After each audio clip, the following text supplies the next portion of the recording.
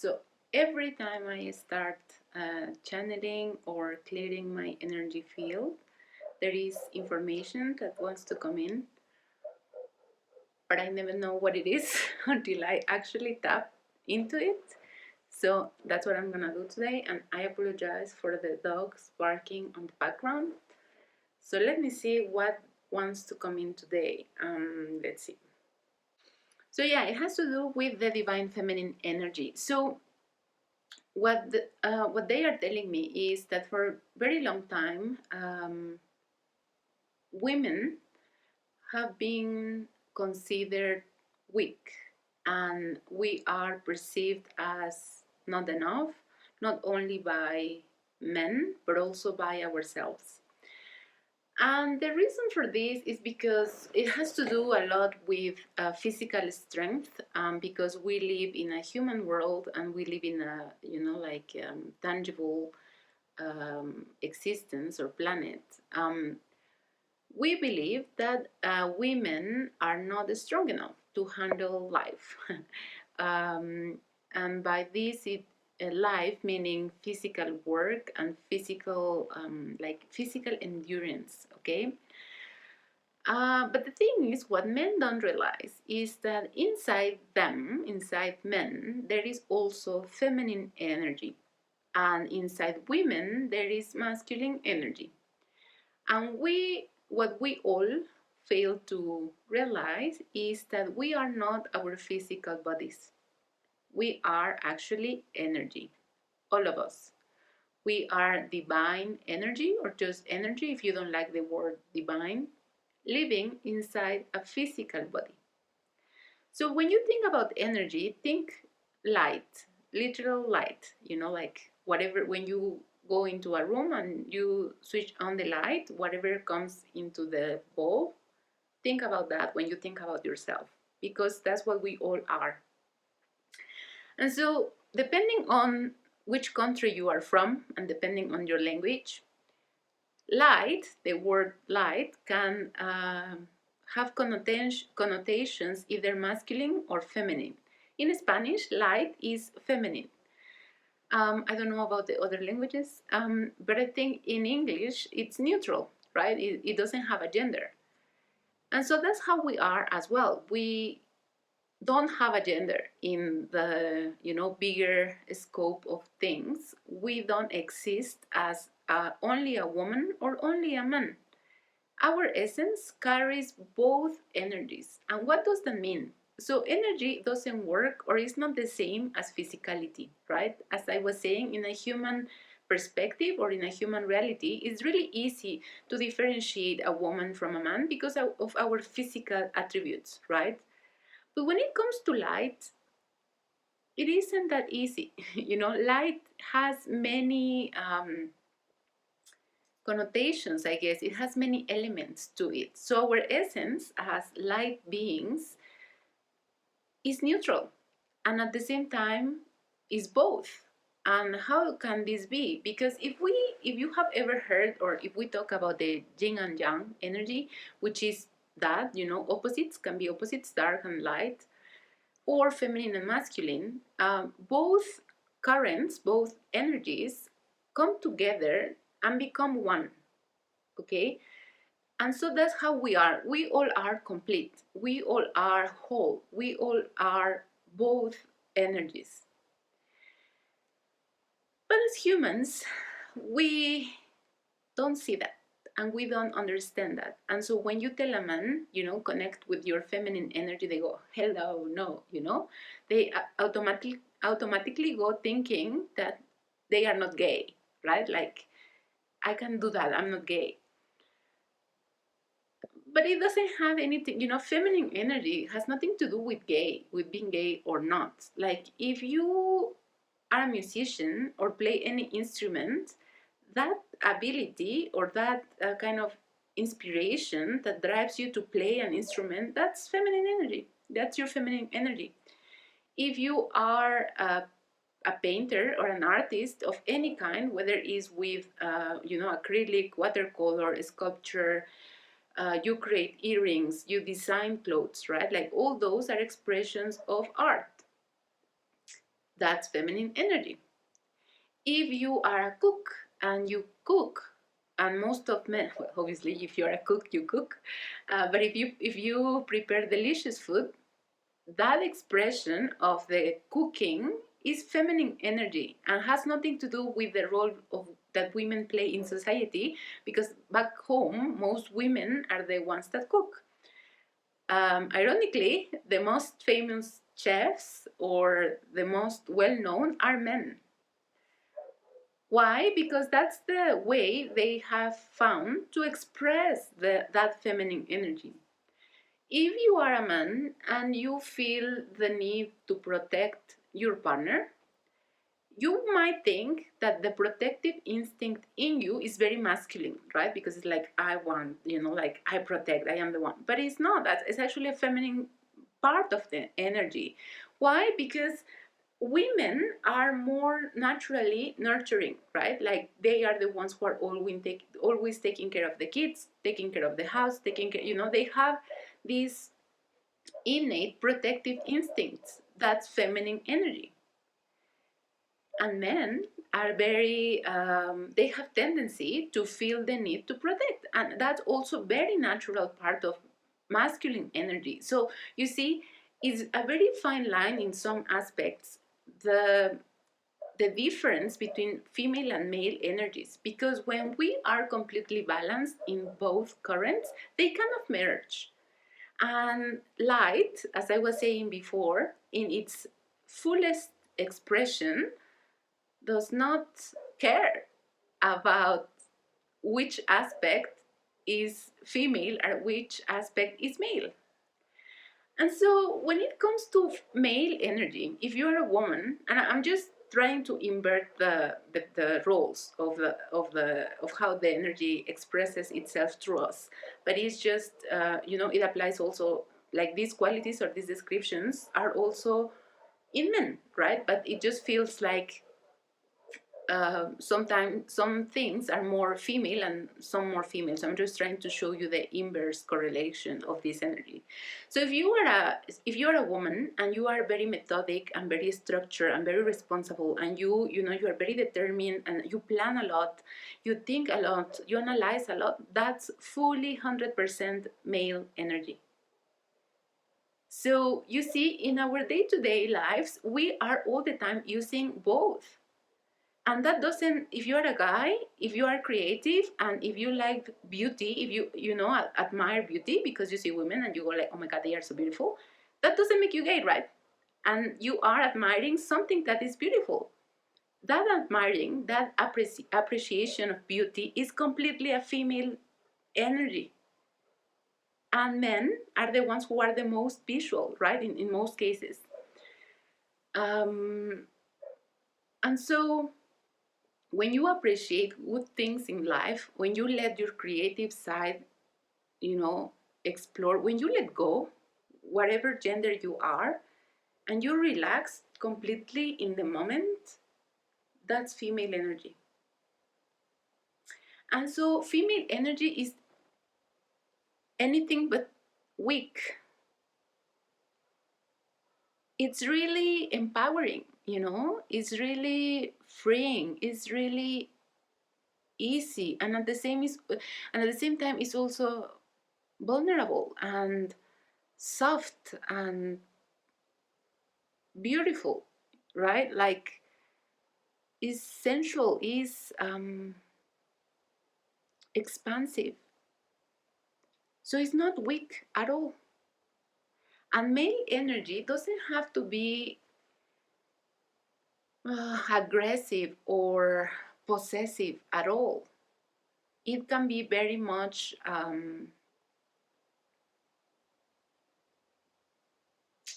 can I say this? It can be a complement to the female energy, and I don't mean this placing male energy or masculine energy on a second, on a second aspect of who we are. It's just like for the feminine energy to express itself freely and at its fullest, it needs to feel safe. And so it's the male energy who provides the female energy with that space of safety. with that feeling of, you are protected, you are cool, you can be yourself. And because what I was saying, we both, or each of us, have both energies inside ourselves. So it is very much true that we as girls don't have to wait for a man to come and give us that protection, to provide us with that strength. We can find those qualities inside ourselves. And when we do and we balance both, doesn't mean we don't need a man anymore. Or rather, maybe we might not need it, but that doesn't mean we don't want one in our lives. And we don't want to feel protected. And it doesn't mean because we are really strong and we can handle ourselves, it doesn't mean we cannot allow a guy to come and double that protection and that strength and that feeling of comfort and feeling loved. But why is good to get into a relationship when you are fully complete and whole yourself, whether you are a man or a girl? It's good because then you realize that you are with that person not because you need anything from them, but because you want to be with them. And so the relationship becomes easier, or rather more whole, and it flows easily, like there are less issues because you recognize each other as a complete beings, as someone, like that can support each other at the same level, recognizing anyway the differences between both, you know. Um, I was watching funny videos where it said that the best relationships are the ones between a crazy person and a very boring one.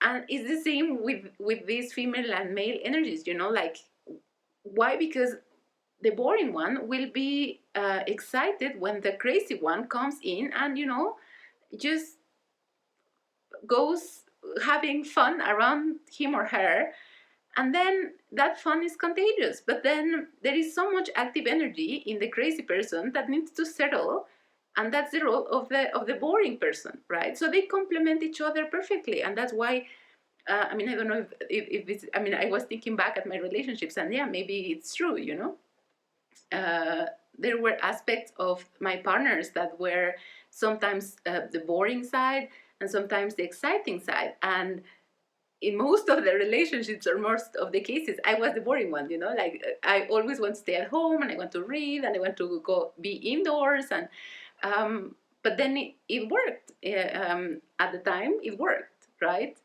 So it's the same when you are whole and you are complete and you are balanced in your both energies. um, when your partner is weak or is going through a tough time, you can step up and be, I'm here for you. Like whatever you need me to help you with, I'm here because I know how to do that. And now I am in darkness. Let's see. Yeah, it won't work anymore. Sorry about that. Um, And so the other way around, when you are the strong partner, regardless of whether you are the man or the woman in the relationship, you can step in and help him or her.